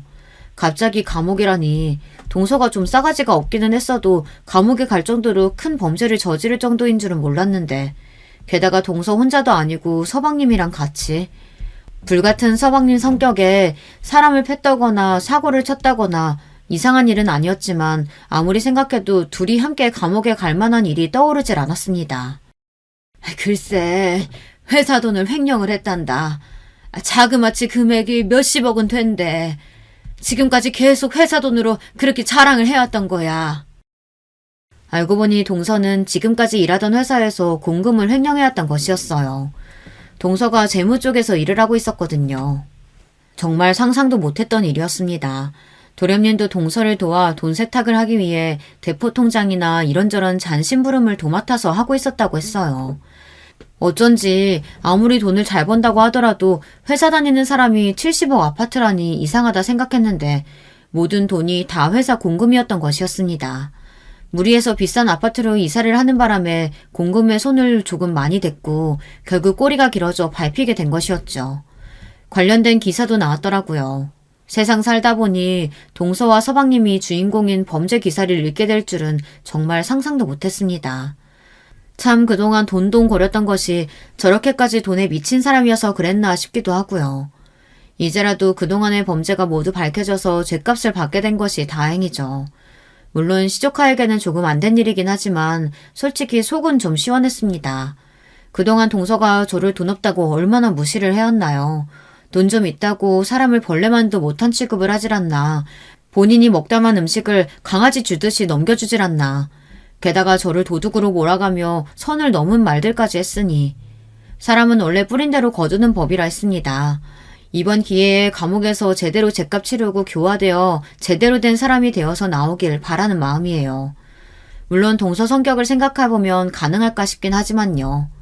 비록 남편과 저는 가난하게 컸어도 마음만은 풍족한 사람들입니다. 세상에서 제일 중요한 게 돈이라고들 하지만 전 그렇게 생각 안 해요. 그런 말이 있잖아요. 돈은 수단일 뿐이지 목적이 되어서는 안 된다고요. 동서와 서방님에게 돈은 인생의 목적이나 다름없었던 거겠죠. 불법을 저지르면서까지 어떻게 해서든 돈을 더 훔쳐와서 더 비싼 아파트, 더 좋은 옷, 더 좋은 것들을 가지려 애쓰고 남들에게 자랑하고 싶어 했으니까요. 저는 앞으로도 지금처럼 돈에 목매달고 살지 않을 겁니다. 형편은 조금 어렵더라도 마음만은 가난하지 않게 살 거예요. 다시 생각해도 제가 결혼 하나는 참 잘한 것 같아요. 이런 진국인 남자를 만나 행복하게 살고 있으니 참 복 많은 여자인 것 같습니다. 아들도 남편을 닮아 키가 많이 크려는지 벌써 제가 올려다봐야 할 만큼 키가 컸어요. 얼마 전에는 외투가 갖고 싶다기에 아빠랑 나가서 같이 사오라고 카드를 쥐어줬는데 본인이 어떤 가게에서 어떤 점을 따지며 합리적으로 소비했는지 저한테 자랑을 하더라고요. 그 모습이 기특해 머리를 쓰다듬어주고는 그래도 네가 가지고 싶은 물건이 있다면 비싸도 괜찮다. 항상 아끼며 살아야 하는 건 아니다. 말해주었어요. 여러분께서도 언제나 돈이 목적이 아닌 행복의 수단이 되는 삶을 사셨으면 좋겠습니다. 제 이야기를 들어주신 분들께 모두 감사드립니다. 다들 좋은 하루 보내세요. 안녕하세요. 이제 제 새로운 삶이 기대되는 50대 초반 여자입니다. 얼마 전에 인생에서 아주 크고 중대한 결정을 내렸어요. 그 과정이 절대 쉽지 않았고 또 상처도 많이 받았지만 지금은 아주 괜찮아졌답니다. 상황이 해결되고 주변 친구들과 지인들에게 알렸더니 꼭 제보해보라고 부추기길래 용기 내어 제보하게 됐어요. 아마 대한민국 며느리라면 오늘 제 사연에 공감을 많이 하실 거라 믿습니다. 전국에 있는 며느리들을 모아놓고 시댁에 관해 말하라고 하면 아마 각각 사정이 다를 텐데요. 저도 어디 가서 빠지지 않는 사연을 가지고 있습니다. 그래도 제 경우는 조금 특별하다고 말할 수 있어요. 주변 지인들을 보면 남편과 만난 경우가 선jal이나 혹은 성인이 되고 나서 만난 경우가 많더라고요. 저는 남편과 아주 어릴 때부터 알고 자란 소꿉친구였습니다. 인간의 기억은 보통 5살부터 존재한다고 하죠. 제 기억에 남편과 저는 그때부터 알던 사이였어요. 남편은 편하게 이름으로 윤철이라고 할게요. 윤철이는 그냥 제 가족이나 마찬가지였습니다. 저는 자매로 언니가 한 명 있고 윤철이는 3남매 중 장남이었어요.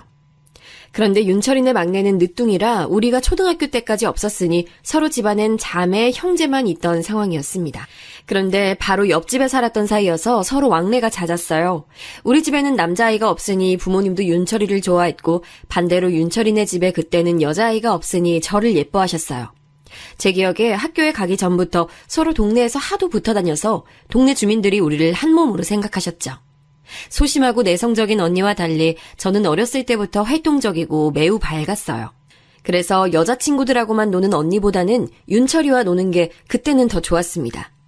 동네 아이들끼리 몰려다니며 축구도 하고 술래잡기도 하고 그렇게 재밌게 놀았어요. 그러다 학교에 입학했는데 같은 동네고 또 옆집이니까 학교도 매일 같이 갔습니다. 그때는 그게 우리에게 되게 당연한 일이었어요. 일어나서 당연하게 언니와 윤철이 동생 희철이까지 넷이 같이 학교에 가고 또 하교도 같이 했습니다. 윤철이와 저는 동갑이라 같은 반을 한 적도 많은데 그래서 유독 둘이 친했어요. 서로 못 볼 거 다 보고 큰 사이라 고등학교 때쯤엔 싸우지도 않았어요. 이제 너무 잘 아는 사이고 어떻게 하면 싸우는지 아니까 서로 조심하곤 했죠. 사춘기를 거치면서 우리 언니는 더 옆집 형제와 놀지 않았어요.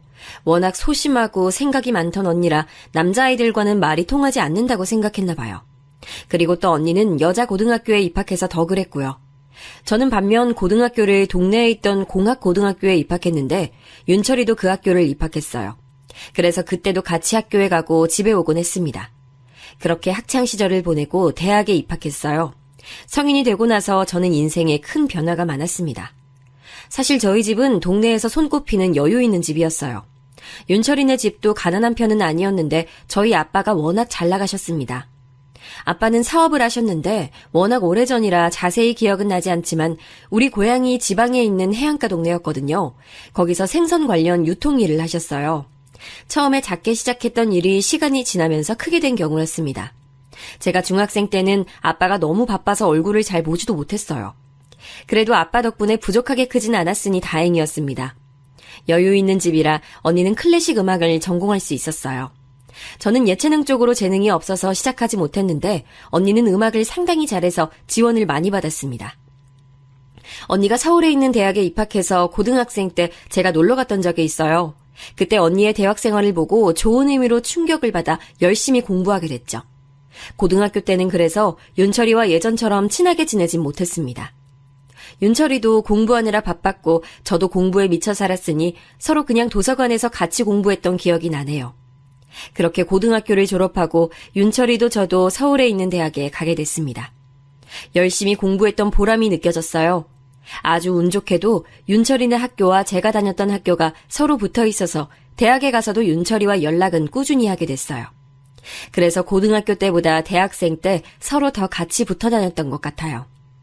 윤철이는 제가 대학생 때 같은 과 선배와 사귈 때도 연애 상담을 해줬고 저 또한 윤철이의 연애 상담을 진지하게 해줬던 기억이 있어요. 그때가 신입생 때였는데 그때까지 제 인생은 아주 행복했습니다. 꿈에 그리던 학교도 입학하고 학교 선배와 연애도 했으니까요. 그런데 갑자기 제 인생의 첫 번째 불행이 닥치기 시작했습니다. 바로 아빠가 하던 사업이 망하게 됐어요. 정말 그 광경은 망했다고라고밖에 할 수 없었습니다. 아빠는 보증을 잘못 써서 망하게 됐는데 그 보증의 주인은 저도 잘 아는 아빠 친구였어요. 아빠와 어릴 때부터 알고 지낸 둘도 없는 사이였고 집안끼리 왕래도 잦아서 아빠는 당연하게 보증을 섰다고 하더라고요. 매사에 의심이 많고 돌다리도 2번, 아니 10번은 두드리고 건너는 엄마는 대차게 반대했다고 합니다. 하지만 아빠가 엄마의 동의 없이 보증을 서서 그대로 사업을 다 말아먹었어요. 아직도 엄마가 흐느끼며 저와 언니 앞에서 울던 게 기억이 납니다. 아빠의 사업이 망해서 원래 살던 집을 떠나는 건 당연한 일이었어요. 부모님은 언니와 제가 서울에 있으니 두 분도 서울에 올라오셨습니다. 그리고 언니가 살던 자취방과 제가 살던 자취방까지 다 팔고 우리 4명은 단칸방 하나를 구해 거기서 새로운 삶을 시작했습니다. 이 과정에서 저는 너무 스트레스를 받고 또 창피해서 윤철이와 연락을 끊었습니다. 자존심 문제였던 것 같아요. 너무 어릴 때부터 알던 사이라 당연히 윤철이도 우리 아빠가 사업을 말아먹은 것을 당연히 알고 있었습니다. 제대로 고향에 가지도 못하고 그렇게 고향집을 정리하게 된 저는 일방적으로 윤철이를 피했어요. 윤철이가 우리 학교까지 와서 저랑 얘기하려고 해도 얼굴을 보면 도망갔습니다. 그냥 그때는 그러고 싶었어요.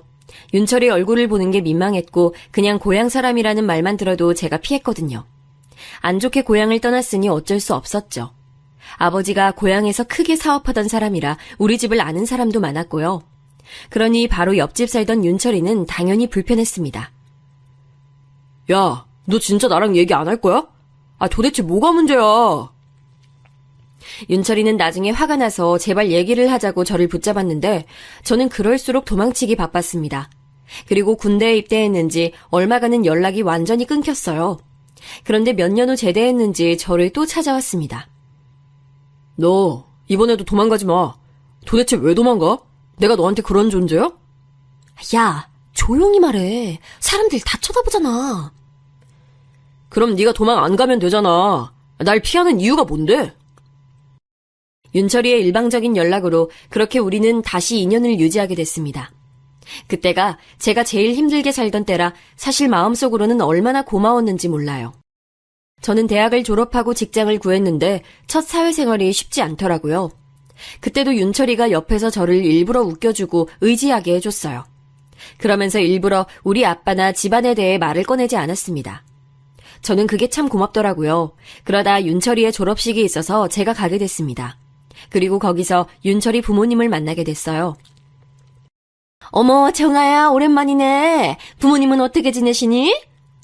엄마, 왜 그런 말을 꺼내? 윤철이 어머님은 옆집 살던 사이고 어릴 때부터 봤던 사이라 저도 당연히 인사를 했어요. 그런데 제 얼굴을 보자마자 바로 부모님 얘기를 꺼내시더라고요. 제가 곤란해하자 윤철이가 옆에서 막아주어 다행이었죠. 그렇게 어색하게 윤철이 부모님과 동생들과 인사했던 기억이 납니다. 그때 윤철이 동생인 희철이도 왔는데 어릴 때부터 알던 사이라 나름 반갑게 인사를 했어요. 옆에 여자친구로 보이는 사람이 있어 얼떨결에 같이 인사했는데 착하고 친절했습니다.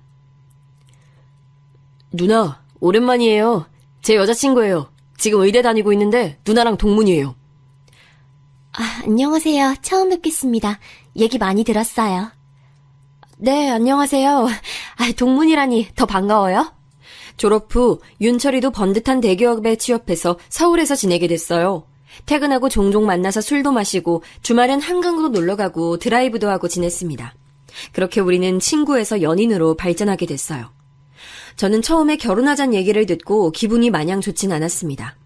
우리 집이 가난하다는 것을 잘 알고 있었거든요. 하지만 윤철이는 꼭 저와 결혼하겠다고 하며 저를 데리고 본인 집으로 데려갔습니다. 사실 그때는 아빠의 사업이 망해서 서울로 온 거니까 다시 고향으로 가는 게 민망하더라고요. 물론 반갑고 애틋한 마음도 있었습니다. 고향에 도착했는데 많이 바뀐 부분도 있었지만 대부분이 그대로여서 울컥했어요. 특히 우리 집에 있던 골목에 갔을 때는 눈물이 차올랐습니다. 겨우 참으며 저도 많이 드나들었던 윤철이네 집으로 향했습니다. 아니 정아야, 너희 부모님 아직 빚 못 갚으셨잖아. 그런데 무슨 결혼이야? 정희도 음악 그만두지 않았니? 결혼할 때 얼마나 지원해 주셔? 그만두진 않고 지금 그래도 졸업은 했어요. 빚은 천천히 갚아나가고 있습니다. 지원은 많이 해주진 못하실 것 같아요. 빚이 있는데 무슨 결혼이야? 아, 양심이 있어? 지금 너희 집 망한 거 여기 사람들이 다 알아. 아니, 나 같으면 창피해서 이렇게 결혼 허락받으러 오지도 못해. 죄송합니다. 그래도 이제 빚은 점점 줄고 있어요. 아휴, 우리 희철이는 지금 의사 여자친구 만나는데 우리 장남이 뭐가 부족해서, 아휴. 윤철이네 부모님은 당연하게 저를 반대하셨어요. 집에 빚이 있고 저도 돈을 벌고 있어도 그걸 다 집에 가져다 주고 있었거든요. 서운하거나 섭섭한 마음은 전혀 없었고 그게 당연하다고 생각했습니다. 윤철이가 옆에서 아무리 저를 두둔하고 말해도 부모님은 미동도 없으셨어요. 저도 그 표정과 말투를 보고 결혼은 안 되겠다고 생각했습니다. 제가 밀어붙인 결혼이 아니라 오히려 다행이라 생각했을 정도였어요. 그렇게 마음을 접고 서울로 올라오는데 갑자기 윤철이가 옆에서 울기 시작했어요. 본인은 꼭 저와 결혼하겠다고 하더라고요. 저는 됐다고 하고 집에 갔는데 몇 주 지나고 윤철이가 저를 찾아왔습니다. 정아야, 결혼하자. 부모님이 허락하셨어. 뭐? 어떻게? 이렇게 갑자기? 이제 문제 없어. 나만 믿어. 그리고 윤철이 말대로 다시 부모님을 뵀을 때는 별다른 반대의 말을 하지 않았어요. 도대체 이게 어떻게 된 일인가 궁금했는데 윤철이의 막내 동생인 희정이가 저에게 말해줬습니다. 언니랑 결혼하겠다고 단식투쟁하고 다니던 회사 그만둔다고 사직서 보여주던데요? 그거 보고 엄마 쓰러졌어요. 언니, 꼭 우리 오빠랑 결혼해야 돼요? 알아서 언니가 끊어내면 좋겠는데. 희정이는 아주 어릴 때 빼고는 본 적이 없었는데 어느새 훌쩍 컸더라고요. 반가워할 새도 없이 저한테 바로 적대적으로 대하는 모습을 보고 씁쓸했습니다. 미운 마음은 없고 그냥 너무나도 그 마음을 이해할 것 같아서 부끄러웠어요. 결혼을 꼭 해야 하나 싶었는데 또 이기적이게 윤철이가 없는 삶을 생각하니 그건 또 안 될 것 같았습니다. 제가 힘들 때 옆에서 지켜준 사람이니까 이 사람이라면 남은 생을 같이 살고 싶었어요. 결혼 허락을 받는 모습을 보고 든든한 마음이 들기도 했습니다. 저돌적인 모습에 반했고 또 굳이 저를 설명하지 않아도 이미 저에 대해 잘 아는 사람이라 편했어요. 그래서 그렇게 결혼이 진행됐는데 당연히 시부모님은 저를 마음에 들어하지 않았습니다. 크고 작은 사건들이 있었는데 그래도 그때마다 옆에서 윤철이가 막아주어 버텼어요. 신혼집은 윤철이네 회사 옆으로 구했습니다. 결혼하고 저는 집에 생활비를 들여야 하니 계속 직장에 다녔어요. 힘들게 일하고 와도 집에 남편이 있으니 마음의 안정감이 들며 결혼하기 잘했다고 생각했습니다. 하지만 그것도 잠시였어요. 시어머니는 결혼식을 올리고 혼인신고를 하니 대놓고 저를 미워하셨습니다. 사실 상견례 자리에서도 시부모님은 표정을 굳히고 있었고 결혼식장에서도 표정이 좋지 않았어요. 그 모습을 보고 친언니가 저에게 속상하다고 할 정도였습니다. 그래도 저는 그때는 무슨 생각이었는지 결혼이 도피처라고 생각했어요. 가난한 집이 싫었고 남편과 같이 있을 때가 제일 즐거웠으니까요. 시어머니는 제가 명절에 내려가도 인사도 받아주지 않았습니다. 노골적으로 저를 무시했고 저에게 말을 걸 때는 집안일을 시키는 거였어요. 언니, 저 이 원피스 빨래해주세요. 이거 내일 오전에 입고 나갈 거라 지금 손빨래로 해줘요. 아, 지금요? 저 지금 이거 갈비찜만 하고 바로 해줄게요. 아니, 갈비찜 나중에 하고 이거부터 해줘요. 저 급해요. 언니, 부탁해요. 신우는 제가 명절에 미리 가면 꼭 빨래를 부탁하거나 자기 방 청소를 시켰어요. 저는 그때는 그래도 결혼했고 시댁 식구들에게 잘 보이고 싶은 마음에 하라는 대로 다 했습니다. 시어머니는 꼭 명절 전에 저를 부르셨는데 제가 가면 음식을 얼마나 많이 시켰는지 모릅니다. 시댁이 큰 집도 아니라 많이 할 필요가 없는데 가면 음식 가짓수만 10개가 넘었어요. 저는 집에 생활비를 줘야 해서 직장을 계속 다니고 있다고 했잖아요. 그런데 시댁에서 자꾸 명절 전에 부르고 제사라고 부르고 또 김장한다고 부르더라고요. 저는 그때까지 사실 김장해 본 적이 없었습니다. 여유 있던 어린 시절에는 사람을 불러 김장해서 할 필요가 없었고 서울 단칸방에서 살 때는 김장할 여유가 없었어요. 김치를 많이 먹던 집도 아니라 굳이 김장이 중요하지도 않았죠. 그런데 시댁에서는 김장해야 한다며 저를 혼자 서울에서 내려오게 했습니다. 남편도 같이 따라온다고 하면 극구 반대하며 일해야 한다고 못 오게 막았어요. 그래서 김장하러 시댁까지 가면 힘든 일은 오로지 저만 했어요. 신우와 시어머니는 거실에서 텔레비전을 보며 웃고 떠들고 저만 부엌에서 열심히 속을 채우고 재료를 손질했습니다. 처음에야 저도 잘 보이려고 일부러 힘든 척을 하지 않고 버텼습니다. 그런데 그런 행동이 지속되자 저도 사람이니 참지 못하겠더라고요. 그런데도 대놓고 화를 낼 수는 없었던 게 신혼집을 시댁에서 해줘서 어쩔 수가 없었습니다. 그리고 저에게는 시댁이어도 남편에게는 본인 부모님이니까요. 자기 부모를 욕하면 누가 기분 좋겠어요. 그래서 그냥 제가 참자 생각하며 버텼습니다. 그리고 무엇보다 남편이 옆에서 되게 잘 막아줬거든요. 서러웠던 일도 많았으나 남편이 있으니까 의지가 되더라고요. 그렇게 신혼생활을 보내고 있는데 서방님이 결혼한다고 여자친구를 집으로 데려왔어요. 아유, 진짜 우리 아들하고 결혼해줘서 고마워요. 우리가 너무 황송하네. 이런 귀한 손님이 며느리가 될 줄이야.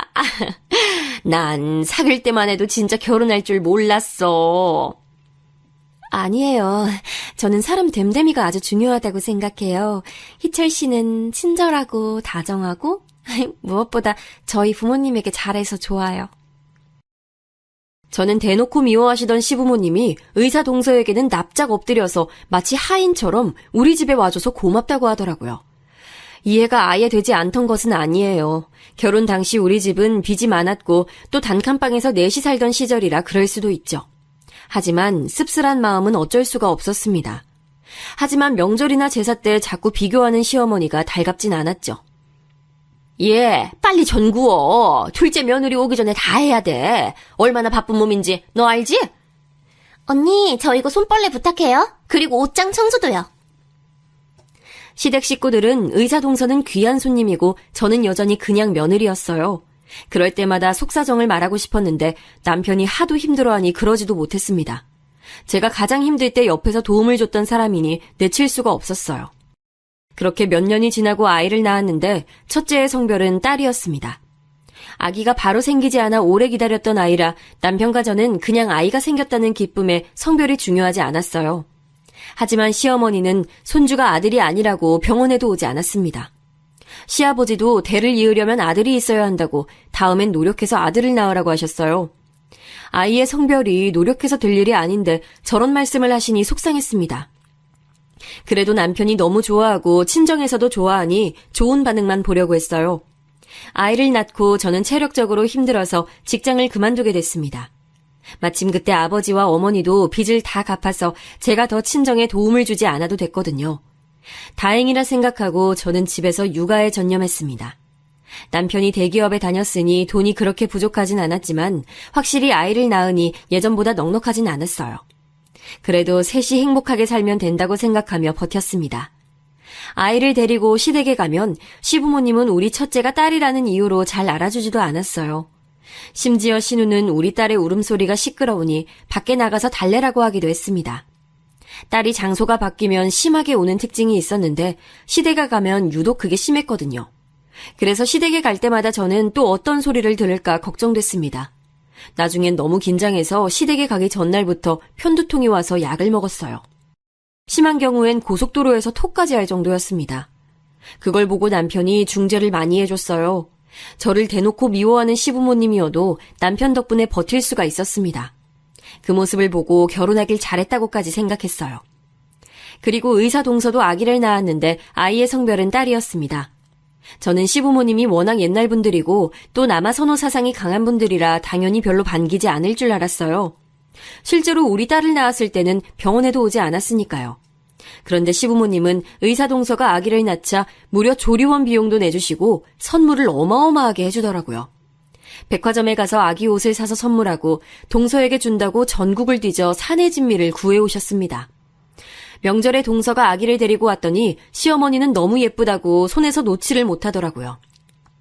우리 딸의 울음소리는 시끄럽다고 싫어하셨으면서 동서 아기는 울음소리가 커서 좋다고 하는 모습을 보고 기가 막혔습니다. 그때부터 조금씩 정신이 들기 시작했어요. 내가 왜 여기서 이러고 있어야 하는 건지 마음이 들었죠. 동서가 싫은 건 아니었어요. 동서는 오히려 친절하고 사람이 좋아 개인적으로 좋아합니다.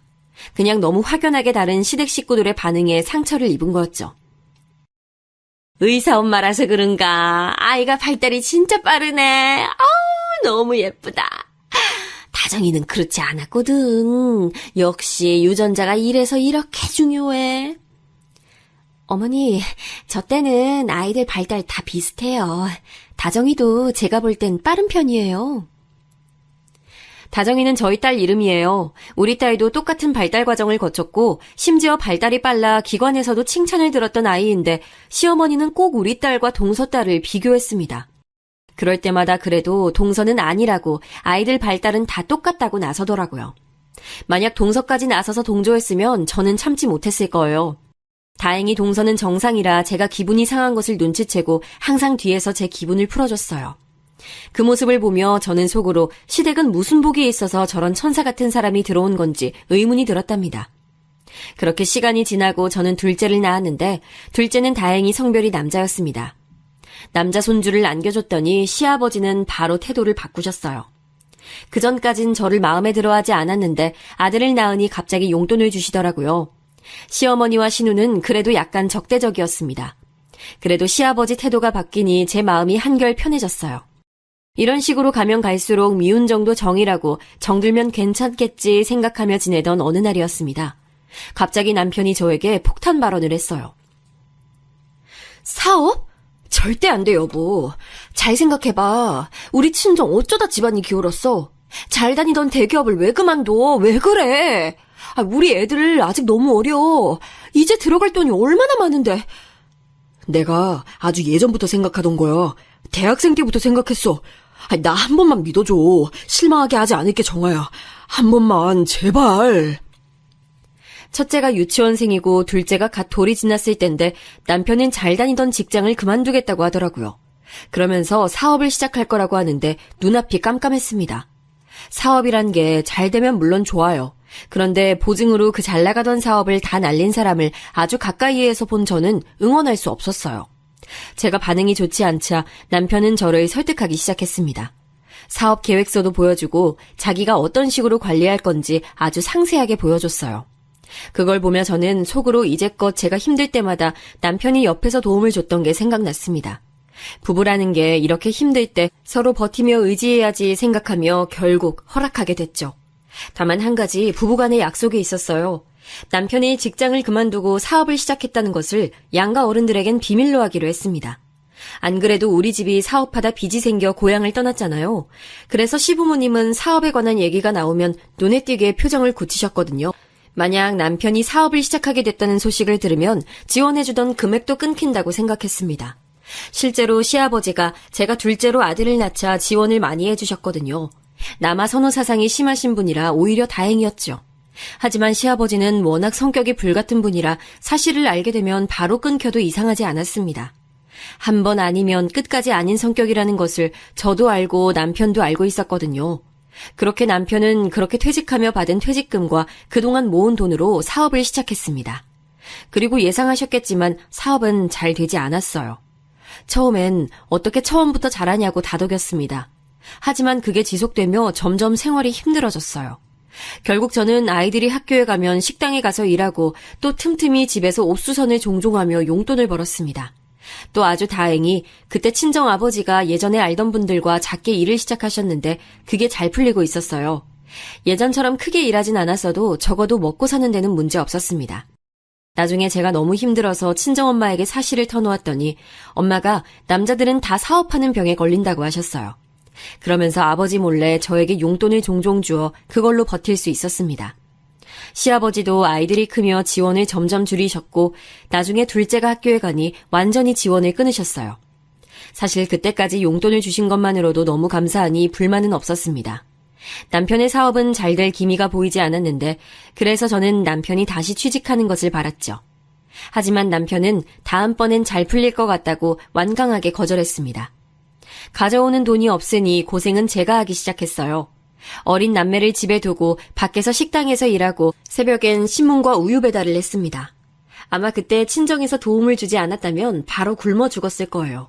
오죽하면 언니도 우리 사정을 듣고 안타깝다고 형부에게 말해 용돈을 주기도 했습니다. 이런 사정은 시댁에서 전혀 모르고 있었어요. 그래서 명절에 내려가면 꼭 이렇게 말씀하셨습니다. 우리 아들 일하느라 고생 너무 많아. 아유, 얼굴이 많이 상했어. 적당히 일해야지. 너무 무리하지 마. 건강 상한다. 볼 때마다 마른 것 같아. 아이, 집에서 마누라가 밥을 안 해줘? 에이, 정아는 밥 잘해줘요, 엄마. 아이, 너무 걱정하지 마요. 전 괜찮아요. 실제로 식당에서 무거운 그릇을 나르고 수선하느라 바늘이 손가락을 찔려 고통받던 것은 저였거든요. 허리와 어깨가 너무 아파 정신을 차릴 수가 없던 건 저였는데 시댁 식구들은 그걸 까맣게 모르고 있었습니다. 그걸 보며 저도 억울한 마음이 있었는데 그래도 남편의 자존심을 생각해서 참아줬어요. 형님, 아까 보니까 어깨에 계속 손을 올리시던데 어디 아프세요? 저희 병원 오셔서 검사 한번 받아보세요. 아유, 아니야. 그냥 몸 많이 써서 그런 것 같아. 신경 써줘서 고마워, 동서. 또 동서가 제 편을 들어주니 시어머니가 아무리 저를 눈치를 줘도 참을 수 있었습니다. 시어머니는 저한테는 야, 너 등으로 부르고 동서한테는 며느님이라고 하며 대놓고 차별하셨거든요. 반찬으로 차별하는 건 기본이었고 설거지도 저만 콕 집어서 시키셨습니다. 물론 그럴 때마다 동서가 눈치껏 제 옆으로 와줬어요. 남편도 시어머니가 구박할 때마다 옆에서 최대한 막아줬고요. 그래서 당사자인 동서가 저를 많이 챙겨주어 남편과 동서를 생각하며 저 때는 참게 됐습니다.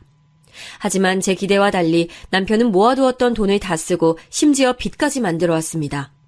제가 그때 울면서 지금이라도 시댁에 알리자고 했는데 남편은 저에게 무릎까지 꿇으며 빌었어요. 한 번만, 진짜 마지막이야. 한 번만 믿어줘. 내가 잘할게. 만약 이번에도 날리면 나 다시 취직할게. 너무 미안해. 이미 주변에 말해서 취업 자리 다 알아봤어. 당신 진짜 약속한 거야. 이번이 마지막이야. 나 이제 더는 안 돼. 우리 부모님한테도 할 말도 없어. 애들도 생각해야지.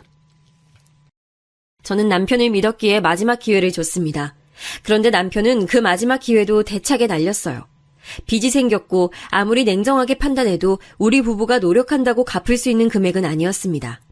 결국 저는 친정부모님께 손을 벌리게 됐어요. 친정엄마는 아버지가 보증 때문에 집을 날렸을 때 누군가의 도움이 절실했다고 하며 저를 도와주셨습니다. 급한 불은 친정부모님의 도움으로 끄게 됐고 저도 아이들을 집에 두고 밖에서 일을 많이 했어요. 남편은 사업을 말아먹고 한동안 우울해서 집에만 있었습니다. 밖에서 경제활동을 했으면 좋겠는데 본인이 너무 힘들어하니 차마 재촉하지 못했어요. 물론 그러면서 서서히 저도 사람이니까 정이 떨어지고 있었습니다. 시댁에 알리면 자기는 콱 죽어버린다고 하니 알리지도 못했죠. 아이들이 학년이 올라갈수록 사교육비도 많이 드는데 남편은 종일 집에서 누워있기 바빴습니다. 나이도 있고 경력이 그렇게 길지 않아 다시 취업하는 것은 힘들었어요. 이미 사업하며 자기가 대표님 소리를 듣다 다시 사원이 되는 것은 정말 죽기보다 싫다고 하더라고요. 돈을 벌지 않으면 우리 자식들이 굶으니 저는 속이 터져도 제가 밖에서 일을 더 많이 하면 된다고 생각했습니다. 애들 교육은 잘하고 있니? 의사 며느리는 전혀 걱정이 안 되더라. 안 그래도 학원 많이 알아보고 있어요. 걱정하지 마세요. 시어머니는 속사정도 모르고 시댁에 갈 때마다 제 속을 긁었어요. 그래도 저는 똥이 무서워서 피하냐 더러워서 피하지라는 마음으로 최대한 우리 가정에 집중했습니다. 저 때는 당장 상황이 힘들어서 사실 시어머니가 저래도 신경이 잘 쓰이지 않았어요. 남편이 한심했어도 연애고 뭐고 삶의 의미를 모를 때 계속 제 옆에 있던 사람이니 인간 대 인간으로 도와주고 싶었거든요. 물론 그러면서 미운 마음도 당연히 있었습니다. 작게라도 나가서 돈을 벌어오길 바랐는데 남편은 자꾸 사업을 놓지 못했습니다. 친정 부모님은 이미 그 사실을 아니 남편을 불러 사업에 대해 자세하게 충고를 해주셨는데 남편의 귀에 들리지 않았죠. 나중에는 본인도 괴로우니 살이 점점 빠져서 저도 말을 꺼내지 못했습니다. 그러다 사건이 하나 터지게 됐습니다. 바로 집에서 조용히 있을 줄 알았던 남편이 이번에는 도박으로 빚을 만들어 왔어요. 저는 너무 어이가 없어 할 말을 잃었습니다. 사업을 말아먹어 빚을 만들어 온 것도 기가 막히는데 도박을 하다니요. 결국 저희는 살던 집을 팔아 겨우 급한 불을 끄게 됐어요. 부동산에 가서 계약하는데 눈물이 나오더라고요. 남편은 죄인처럼 옆에서 고개를 푹 숙이고 저희는 그렇게 단칸방으로 이사 갔습니다. 그때까지도 시댁에는 이런 방구하지 않았어요. 저는 그래도 시아버지가 해준 집이니까 이 사실을 알려드려야 한다고 했는데 남편은 오열하며 시간을 조금만 더 달라고 했습니다. 저는 결국 자포자기하고 알겠다고 했어요. 그런데 사람이 죽으라는 법은 없나 봐요. 친정아버지가 다시 새로 시작한 사업이 점점 잘 되고 있었거든요. 친정 부모님이 제가 아이들과 단칸방으로 이사가게 되었다고 하니까 아파트를 제 명의로 하나 얻어주셨습니다. 친정엄마는 아버지 때문에 식구들이 서울에서 단칸방 생활을 했을 때 너무 괴로웠다고 하셨어요.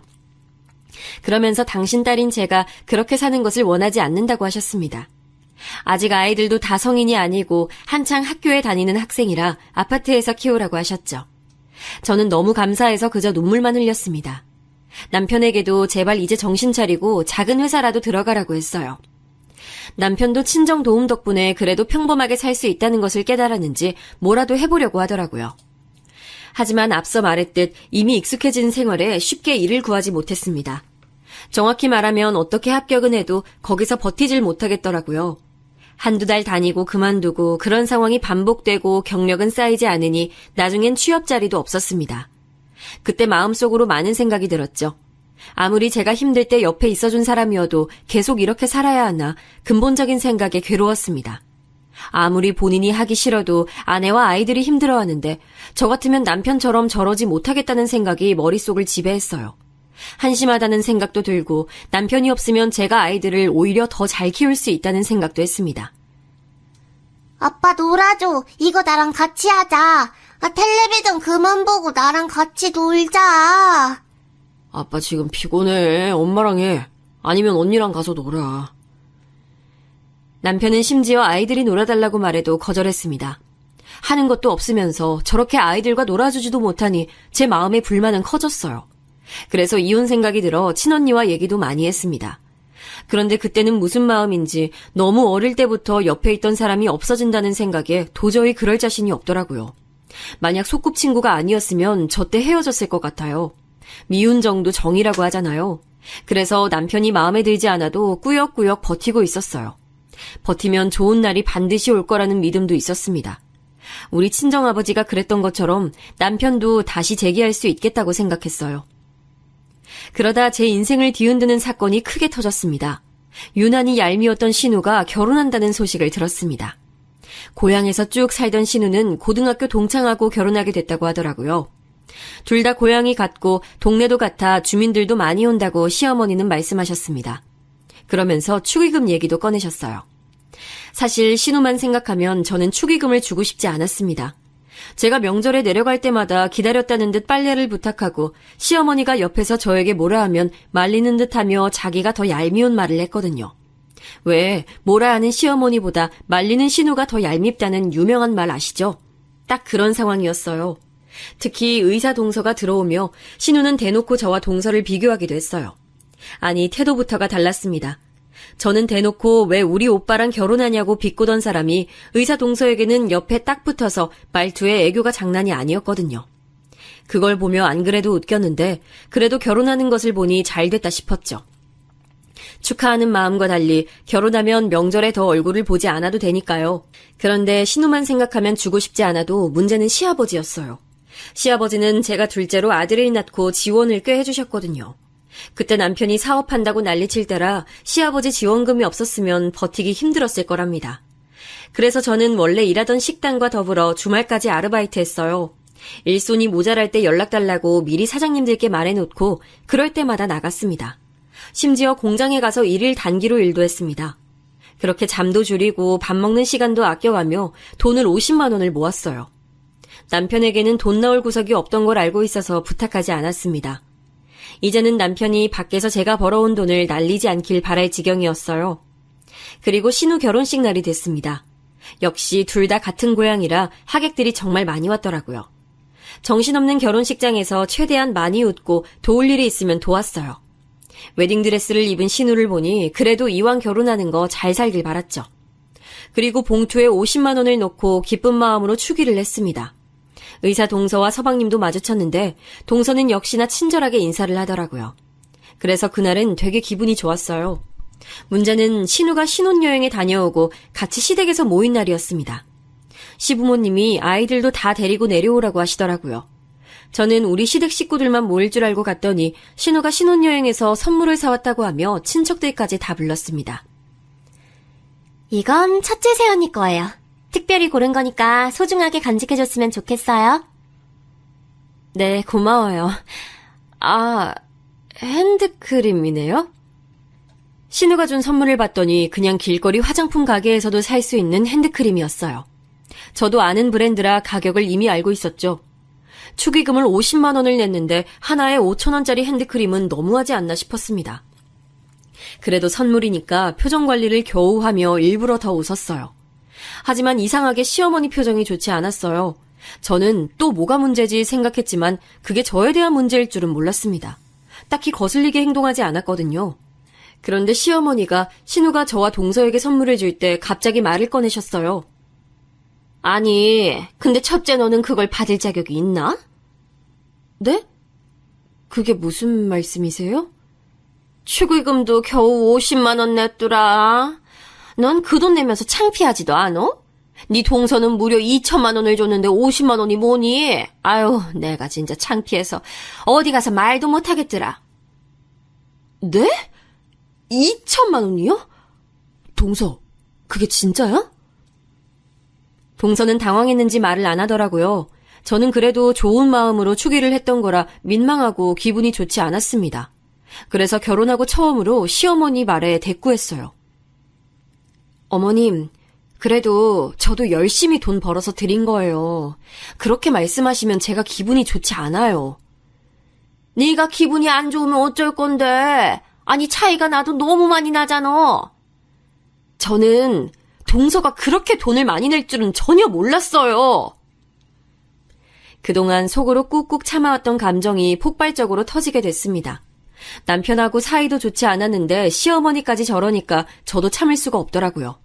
제가 결혼하고 처음으로 큰 소리를 내며 반박하자 시어머니도 덩달아 같이 화를 냈습니다. 당연히 모르겠지. 의사랑 너랑 같니? 비교를 안 하려고 해도 안 할 수가 없네. 왜 자꾸 가만히 있는 동서를 끌고 오세요? 동서도 시댁 수준 보면 참 민망하겠어요. 뭐라고? 말 다 했어? 으유, 너 같은 년은 우리 집안 수치야. 꺼져. 진짜 동네 창피해서 말도 못해. 참는 것도 한계가 있고 저는 그 순간 너무 화가 나서 피가 식는 기분이 들었습니다. 우리 집안 수치라뇨? 제가 더 화가 났던 것은 시어머니도 시어머니지만 바로 남편의 태도였어요. 그동안 그래도 시어머니가 앞에서 저렇게 쌍욕하며 저에게 뭐라고 하면 자기가 기겁해서 막아주던 남편은 모른 척하고 고개를 숙이고 있더라고요. 그 모습을 보고 그동안 참아왔던 게 터졌습니다. 내가 왜 여기서 이런 취급을 받고 있는지도 모르겠고 남편에게 실망한 마음이 아주 컸어요. 수치요? 진짜 어이가 없네. 지금 진정한 수치는 누군지 알아요? 직장 그만두고 사업한다고 돈 다 날려먹은 당신 아들이야. 우리 친정 아니면 지금 쟤 길거리 노숙자 신세라고. 아버님이 해준 그 집도 날려먹고 지금 돈 벌어오는 거 도박이니 뭐니 거지로 만든 거 당신 아들이야. 뭐라고? 그게 무슨 말이야? 말 그대로야, 이 사람아. 누가 누구 보고 수치래? 내가 당신 아들 뒤치다거리 하느라 얼마나 고생했는지 알아? 식당이랑 공장 가서 생활비 벌었어. 근데 뭐? 아, 기가 막혀. 야, 이혼해. 너랑은 더 못 살아. 그동안 참았던 게 터지니 저도 모르게 말이 술술 나오더라고요. 속에 있던 말을 다 쏟아내고 당황한 시댁 식구들 앞에서 이제껏 있었던 일을 다 말하기 시작했습니다. 남편은 옆에서 기겁해서 저를 말렸지만 아랑곳하지 않았어요. 남편이 직장을 그만둔 이후부터 사업을 어떻게 시작했고 망했고 심지어 도박까지 해서 빚더미에 앉았었다는 사실을 모두 터놓았습니다. 시어머니는 일부러 친척들을 불러 저에게 뭐라 하고 싶었을 텐데 오히려 제가 그걸 빌미로 남편의 만행을 온 가족 앞에서 떠벌리게 됐죠. 신우도 결혼한 남편 앞에서 자기 오빠에 대한 실체가 탄로나자 당황하더라고요. 속으로 얼마나 시원했는지 모릅니다. 그래서 일부러 더 적나라하게 말했어요.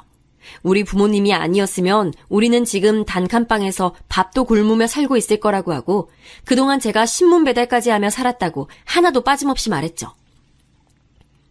그게 정말이야? 아니, 너 지금 지어내는 거지? 그럴 리가 없어. 얘들아, 너희가 말해봐. 아빠 회사 다니니? 맨날 집에만 누워있지 않아? 아빠는 우리랑 놀아주지도 않고 항상 소파에만 누워있어요. 엄마만 바빠요. 엄마가 안쓰러워요. 믿을 수 없다는 시어머니 말에 저는 아이들에게 직접 물어봤어요. 아이들 입에서도 진실이라는 소리가 나오자 시어머니는 아무 말도 하지 못했습니다. 시아버지는 남편에게 당장 나가라고 창피하다고 소리 지르고 다들 당황해서 어쩔 줄 모르는 모습을 보며 웃기지도 않았어요. 그리고 서울로 올라와서 저는 진지하게 이혼 서류를 준비했습니다. 변호사를 찾아갔고 친정에도 말했어요. 친언니도 그런 사람하고 계속 인생을 같이 사는 것은 전혀 의미가 없다고 하더라고요. 저도 워낙 어린 시절부터 함께 있던 사이라 정 때문에 버텼던 건데 그 정도 이제 남아있지 않았습니다. 아무리 힘들 때 옆에 있었어도 아닌 건 아니었죠. 그리고 저는 충분히 남편이 힘들 때 옆에서 도와줬다고 생각해요. 남편은 본인이 잘못했다고 울고 빌고 난리가 아니었습니다. 그놈의 한 번만 봐달라는 말은 언제까지 할 건지 계속 그 말만 반복했어요. 그리고 더 신기했던 것은 바로 시부모님 반응이었습니다. 사건을 알고 지금 사는 집도 친정 부모님이 해줬다는 사실을 알게 된 시어머니가 연락이 왔어요. 평소에 매번 고향에 내려오라는 말만 하고 서울에 잘 오지도 않던 시어머니가 직접 찾아오기까지 했습니다. 저는 초인종이 울려 밖을 봤다가 너무 깜짝 놀랐어요. 연락도 없이 고향에서 찾아온 시어머니는 저를 달래기 시작했습니다. 그동안 내가 섭섭하게 했던 거 미안해. 사과할 테니 이혼은 다시 생각해보렴. 아니요. 저는 할 만큼 다 했어요. 이제 제 인생에 남편은 더 없습니다. 아이들은 제가 키울 거니까 걱정하지 마세요. 그렇게 좋아 죽는 의사 동사딸이나 보고 사세요. 윤철이도 이제 생각 고쳤을 거야. 다시 한번 생각해보자. 사람 인연이란 게 이렇게 끊으면 나중에 다 돌아와. 여기까지 와서 그런 말을 하고 싶으세요? 그리고 저 그런 식으로 남편 봐줬던 거 하루 이틀이 아니에요. 그만하세요. 저는 더 할 말 없어요. 같이 살던 집도 제 명의였고 재산도 제가 더 많아서 이혼하게 된다면 남편만 불행했거든요. 시부모님도 그걸 알고 저한테 얼마나 빌었는지 모릅니다. 심지어 우리 친정 부모님을 찾아가서 빌기도 했어요. 그렇게 상견례 자리에서도 무시하고 결혼식장에서도 표정을 고치고 있던 사람들이 맞나 싶을 정도였죠. 하지만 제 마음은 굳건했습니다. 그렇게 이혼하게 됐는데 사실 이혼하기 전에는 아이들 걱정이 컸어요. 아이들에게 상처가 되지 않을까 걱정했는데 의외로 아이들도 아빠는 없는 게 자기들에게 좋다고 하는 모습에 웃음이 나왔습니다. 아빠가 아빠 역할을 해야 아빠잖아요. 집에서 매일 하는 것도 없이 누워있는 모습을 누가 좋아하겠어요. 그래서 저는 그렇게 이혼했고 지금은 혼자 아이들을 키우고 있습니다. 친정에서 경제적인 부분은 걱정하지 말라며 많은 도움을 주고 계세요. 아버지도 한번 망했던 경험이 있어 더 열심히 살고 계시고 망해도 무리 없게 적금을 많이 들어놔서 문제 없습니다. 이혼하기 전에는 남편이 없으면 제 인생에 뭐가 남을까 생각했는데 막상 하니까 너무 홀가분하고 좋아요. 다사다난한 인생이었는데 지금이 가장 행복하거든요. 저를 괴롭히는 존재가 없으니 아이들에게도 더 잘하게 됩니다. 제가 준비한 사연은 여기까지인데 재밌게 잘 들으셨는지 모르겠어요. 들어주셔서 정말 감사합니다. 다들 행복한 인생 사시길 바랄게요.